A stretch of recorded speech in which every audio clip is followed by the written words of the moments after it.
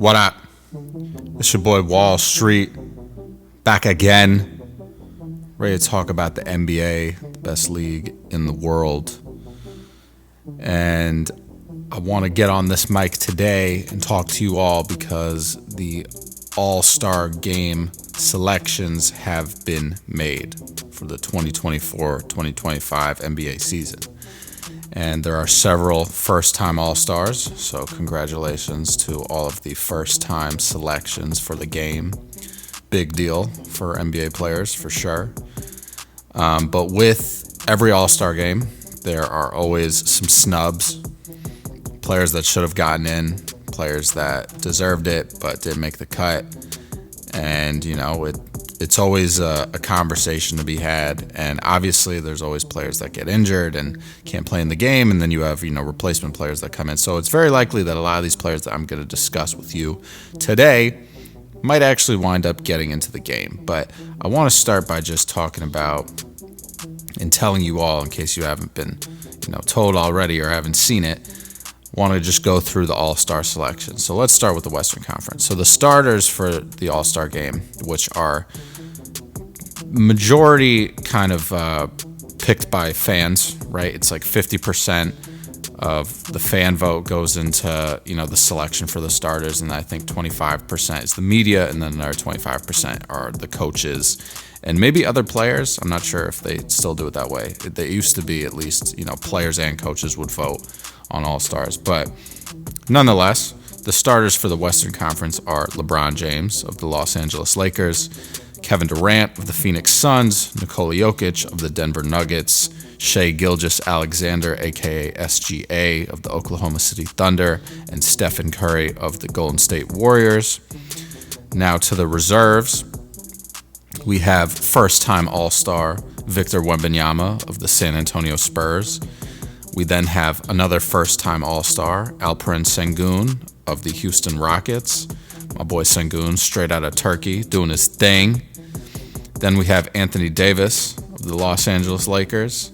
We have Anthony Edwards of the Minnesota Timberwolves, James Harden of the Los Angeles Clippers, Jaren Jackson Jr. of the Memphis Grizzlies, and another first-time All-Star, Jalen Williams, a.k.a. J-Dub, of the Oklahoma City Thunder.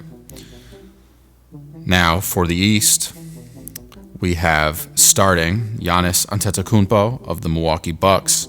We have Jason Tatum of the Boston Celtics. We have Karl Anthony Towns of the New York Knicks.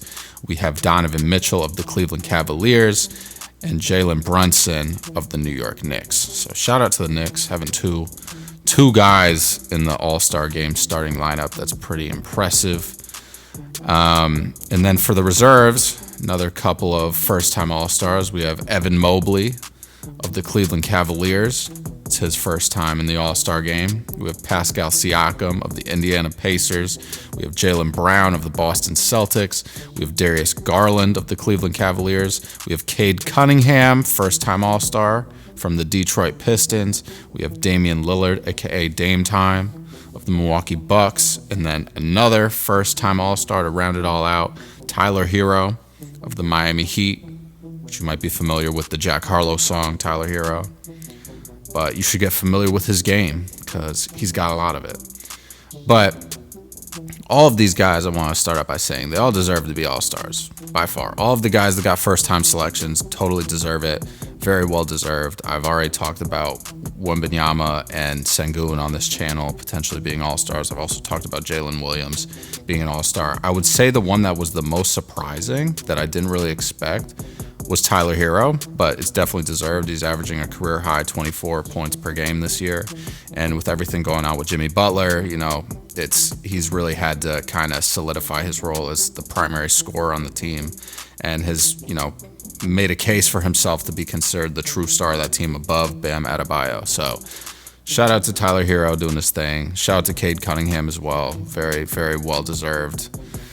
But let's dive into the snubs, right? Because this year there's been a lot of really good players putting up a lot of really good numbers. And obviously there's not enough room, on a, two 12-man rosters to get all of the good players in the league on the All-Star team, right? So let's start with the Western Conference. And, let's just go through who I kind of thought of, has been snubbed, and I'm going to talk about their stats. But first and foremost, the most obvious snub to me is Domantas Sabonis of the Sacramento Kings. Because this guy is a true MVP candidate. And, if the Kings were playing a little bit better, they're currently sitting at 24-23, which is 10th in the Western Conference, tied with the Golden State Warriors for that record. But I believe they have the tiebreaker. So I think the Warriors are sitting in 11 outside of the play-in tournament. And Sabonis he's just ridiculous. He's basically a mini Nikola Jokic. I do think Sabonis one day could win MVP because he's just that good. The Kings will obviously need to improve their record. I don't think it's going to happen this season, obviously, but there is potential for him to be an MVP one day. But he's currently averaging 36.3 minutes per game, putting up 20.9 points per game, and is leading the league and also averaging a career high in rebounds at 14.5 rebounds per game. Also dishing out 6.6 assists per game, shooting 61% from the field, 48.1% from three, 77.1% from the free throw line, averaging 0.6 steals and 0.4 blocks per game. Just absolutely incredible numbers. Sabonis is truly he's one of the most fun players to watch. Him and Jokic. But Sabonis is definitely more athletic than Jokic, which, is clearly reflected in his rebound numbers. He pushes the ball up the court similar to Jokic, but is just a lot quicker, a lot more nimble and agile. And, if there's a report, I think Anthony Davis left the game that he was playing. I don't know if it was against the Sixers or who he was playing, but Anthony Davis left the game. I think he had an oblique strain or an abdominal strain or something like that. So, they're not sure if he's going to be, coming back anytime soon. So I would imagine that Sabonis is going to be the guy to fill that spot if Anthony Davis is not going to actually play in the All-Star game. But we'll see. But this is definitely, in my opinion, one of the biggest snubs, if not the biggest snub. So, moving on to his teammate, De'Aaron Fox, also of the Sacramento Kings. De'Aaron Fox, I think, definitely deserves to be an all-star, but, the Kings are not doing well enough to really warrant having two all-stars, so I would definitely give the nod to Sabonis. That's just my personal opinion. But De'Aaron Fox is putting up numbers, 25.1 points per game, 5 rebounds, 6.2 assists, shooting 46.8% from the field, 32.1% from three, and 82.9% from the free throw line, which is a career high. So he's doing good, but you're not going to get that when there's so many good teams in the league, so many good players, and your best player and Sabonis isn't even getting the nod. So if there's multiple injuries, De'Aaron Fox might get in there, but I would say it's probably going to be Sabonis, and if they need to replace a guard, it's probably going to be someone else. Which brings me to the next person on the list, Devin Booker, which this was a surprising one for me because Devin Booker is just a guy that fans want to see, honestly. But, when it comes to the reserves, that's more about the coaches voting and, them getting you in. So it's really people that are in and around the league every day. But, Devin Booker's averaging 25.5 points per game, 4 rebounds, 6.7 assists. Shooting 34.1% from three, 89.3% from the free throw line, 44.4% from the field. And the Suns are sitting at 24-22 in the 9 spot in the Western Conference. So, again, it's probably because his team is not doing great, but definitely, could be considered if, they need to replace somebody. But I think the next person I'm going to talk about should probably be named an all-star because it's a little bit less likely that he's going to have that chance in his career again. And that person that I'm talking about is Norman Powell. Norman Powell has been having an amazing year. And, I'm not sure if it was him or James Harden or both of them that, have been kind of saying this addition by subtraction thing because, they're kind of mad that Paul George got up and left them, went to the Sixers. But Paul George getting up and leaving the Clippers has been the best thing for Norman Powell's career because in 39 games this season, he started all of them, 33.2 minutes per game, is averaging a career-high 24 points per game, a career-high 3.6 rebounds per game, and a career-high 2.2 assists per game. And I know the rebounds and assists don't matter, but it just shows that he's finally getting the opportunity and he's capitalizing it. Like, to average career highs in points, rebounds, and assists, it doesn't matter what position you are, whatever. It's just like, he's been in the league for, I think he got drafted in like 2015 or 2016, so he's like almost like a 10-year vet at this point. So, and not to mention shooting 49.4% from the field, 43.5% from three.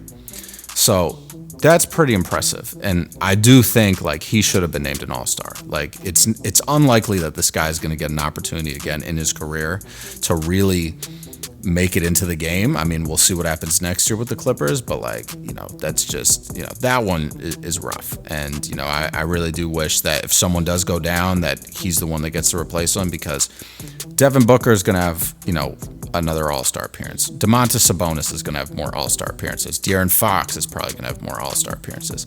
Norman Powell, I don't see that happening as much because he's a little bit older. He really hasn't had this type of production so far in his career, so who knows how long this is going to be sustained for. But shout out to Norman Powell, having a great season. He averaged 13.9 points per game last year. Played 76 games last year for the Clippers, only started 3 of them. So really, really impressive jump.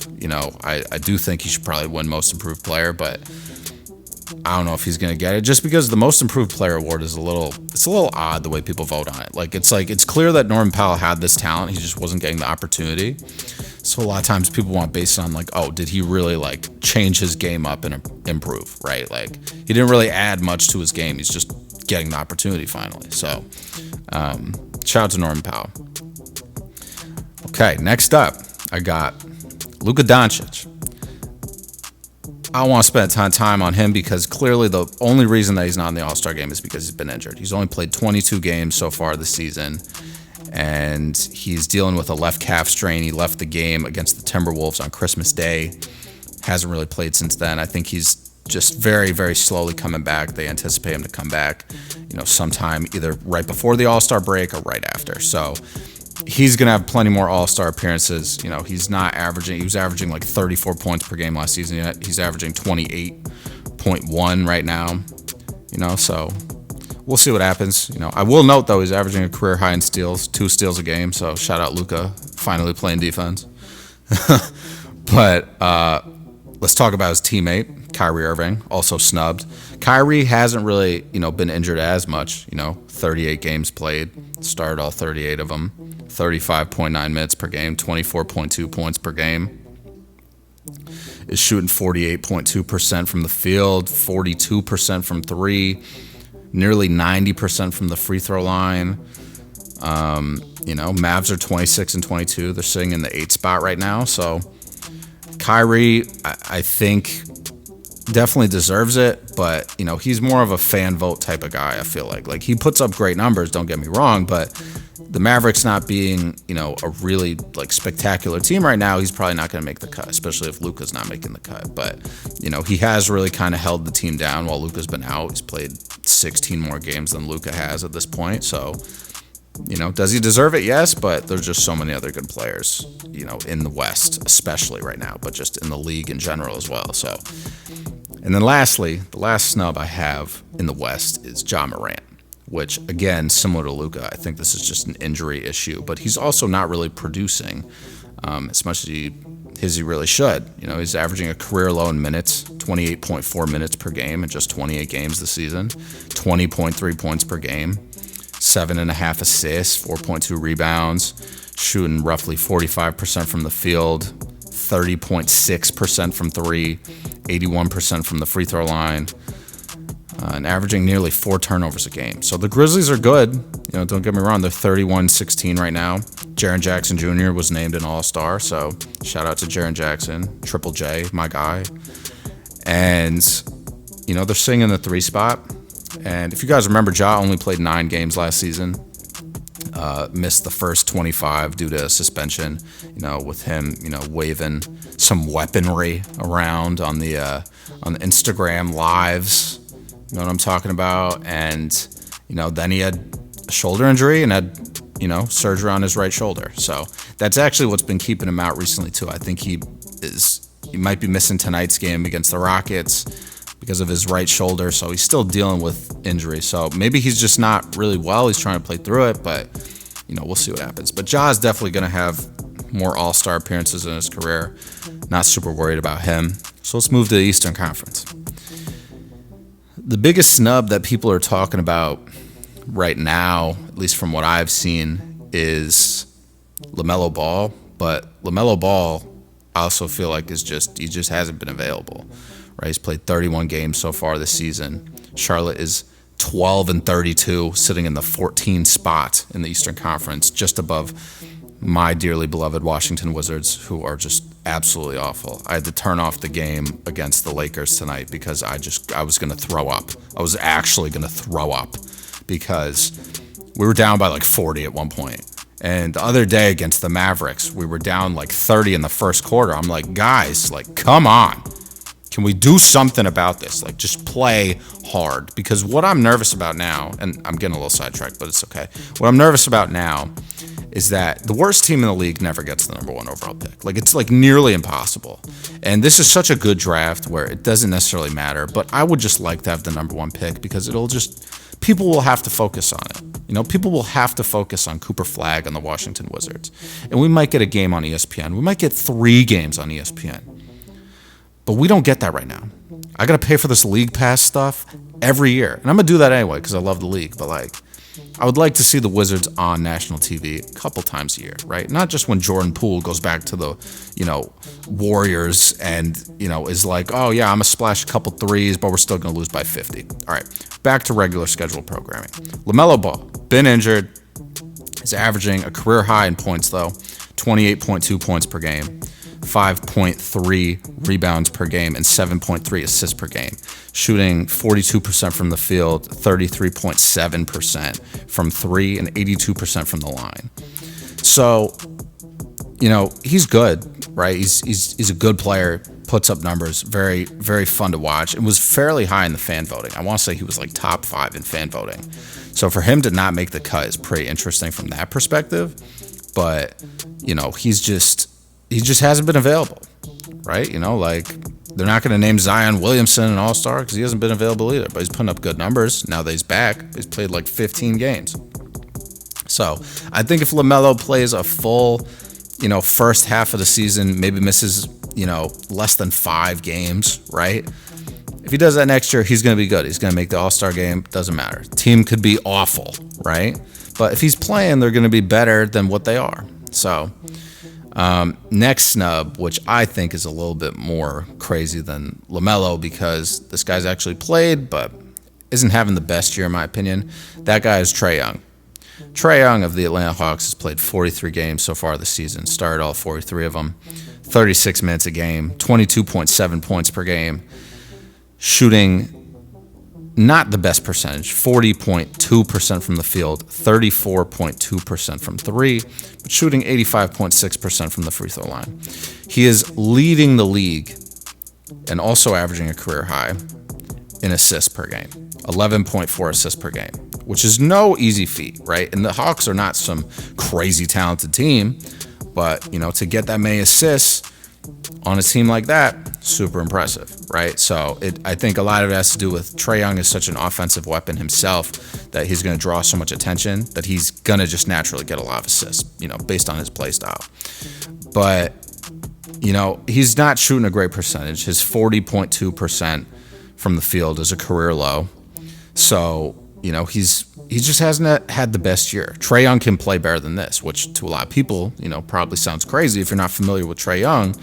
But, 22, or I guess let's round up, 23 and 11 for, he's like a 6'1" point guard, if that. Like, he's going to be fine. He can average 30 and 12. Like, no doubt in my mind. He's that good. And he probably will one day. So he's going to make the All-Star team eventually. We'll see what happens. Hawks are currently 22 and 25, sitting at the 9th spot in the Eastern Conference. So they'll probably be a play-in team. That's kind of where they find themselves most years. Moving on to the next one. Tyrese Maxey. This one to me is a little crazy, but I think it's because the Sixers have not had a good year so far. They're 19-27, and they're sitting in the 11th spot in the Eastern Conference, which the Eastern Conference is fairly weak, just to be honest, and they're just not producing. A lot of that has to do with Joel Embiid not being healthy. I can't even tell you the last time he played a game, and Paul George not really being healthy, although he's been healthier than Joel Embiid. But Tyrese Maxey's really had to do the bulk of the work here. Most of their wins have come from Tyrese Maxey putting on crazy performances. So he's playing 37.9 minutes per game, a career high. 27.1 points per game, also a career high. And he's improved his scoring every single year. So he's great. He's going to be a really good player one day. I could see him honestly contending for an MVP award, in the next couple of years, depending on how good the Sixers can be. If they move Joel Embiid or not, we'll see what happens. But also averaging 3.5 rebounds per game, 6 assists per game, 43.8% from the field, 33.7% from three, 87.1% from the free throw line, and averaging a career high in steals as well. 1.9 steals per game. He's also averaging a career high in turnovers, but that's just due to his, higher usage this year, 2.4 turnovers per game. So for a guy that's averaging 27 points and 6 assists, 2.4 turnovers per game is not that bad. So if he can continue to really perform like this, I could see the Sixers make it into the play-in. They could probably win that play-in game or two and make it into the playoffs. And that'd be an interesting team to watch, especially if Joel Embiid is back healthy, Paul George is back healthy. I like some of the guys on their team. Gershon Yabusele has had a great comeback year after having a great, Olympic run with the French national team. Eric Gordon, just a cold motherfucker. And, they got a great cast over there. They just got to put it together. And I think if they, come back healthy next year, they're going to not be in this situation. They're going to be, in a top 6 seed for sure. That's just my opinion. But so the last snub I have on here, which I don't really know how much of a snub it is, but I wanted to throw him in because he's part of the best team in the Eastern Conference. Jarrett Allen, who is the starting center for the Cleveland Cavaliers. He's played 47 games this year, started all 47 of them, playing 29 minutes a game, 13.8 points per game, and 10 rebounds per game, 1.9 assists per game, and he's shooting 70.3% from the field, taking good shots and making a lot of them. He has not attempted a three so far this year, so 0% from three, and is shooting 73% from the free throw line. So that is a great combination. When you're shooting 70% from the field and 70+% from the free throw line, it's going to be a hard guy to stop, right? And he doesn't really need to score a lot of points. That's not really his game, but he can be reliable. So he's just, I didn't think he was going to be named an All-Star, but, I think the last time there was a team that had 4 All-Stars, I think that was the Hawks, like way back when they had Al Horford, Paul Millsap, Jeff Teague, and Kyle Korver, right? So Jarrett Allen would have been like the Kyle Korver, right? Because Kyle Korver deserved to be an All-Star, don't get me wrong, but there was definitely players that should have been an All-Star over him, but the Hawks were doing really well. The Cavs are having an extraordinary season. Kenny Atkinson really just rallying the troops over there, doing what he has to do, getting them all in line, and they're just running things. They're running the league right now. So Jarrett Allen, I don't think is that big of a snub. It would have been nice for him to get in there, but it is what it is. He's still a great player, and I think he cares more about winning than accolades and things like that. And the Cavs having 3 All-Stars, Evan Mobley, congrats to Evan Mobley, Darius Garland, and Donovan Mitchell. That's a real big achievement for the Cavaliers. I don't know if they've ever had 3 All-Stars before, to be completely honest with you. So, we'll see what happens. They might have had 3 All-Stars when it was, LeBron, Kevin Love, and Kyrie. Can't remember, though. I really can't remember off the top of my head. Getting old, guys. I'm forgetting stuff. But yeah, that's my list of snubs. I would love to know what you guys think. If you made it this far in the video, I greatly appreciate you, tuning in and spending time with me, rambling and doing all that. So if you guys enjoyed the video, please give me a thumbs up. If you're not already subscribed, go ahead and hit that subscribe button. I got tons more content coming your way. And yeah, that's pretty much it, guys. Leave me some comments. Let me know who you think got snubbed this year from the All-Star game. I want to talk. Let's talk. Feel me? So that's all I got. Take it easy, guys. Stay safe. Handle business. Stand on business. Peace out.